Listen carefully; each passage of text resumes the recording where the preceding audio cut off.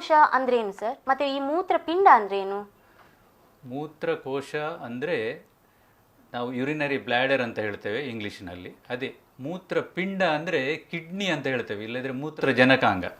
ಈಗ ಈ ಎರಡು ಆರ್ಗನ್ಗಳು ಬೇರೆ ಬೇರೆ, ಈ ಎರಡು ಬೇರೆ ಬೇರೆ ಅಂಗಗಳು. ಇದು ಮೂತ್ರಪಿಂಡದಲ್ಲಿ ಏನಂದರೆ ರಕ್ತವನ್ನು ಶುದ್ಧೀಕರಿಸುವಂತಹ ಒಂದು ಬಹುಮುಖ್ಯವಾದ ಒಂದು ಆರ್ಗನ್ ನಮ್ಮ ದೇಹದಲ್ಲಿ.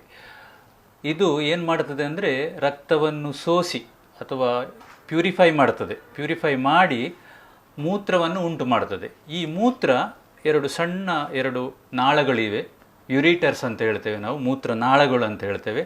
ಅದರ ಮೂಲಕ ಕೆಳಗೆ ಬಂದು ಮೂತ್ರಕೋಶದಲ್ಲಿ ಬಂದು ಶೇಖರ ಆಗ್ತದೆ. ಈ ಮೂತ್ರಕೋಶ ಅಂದರೆ ಒಂದು ಸಣ್ಣ ಚೀಲದ ಥರ, ಮಸ್ಕ್ಯುಲರ್ ಬ್ಯಾಗ್.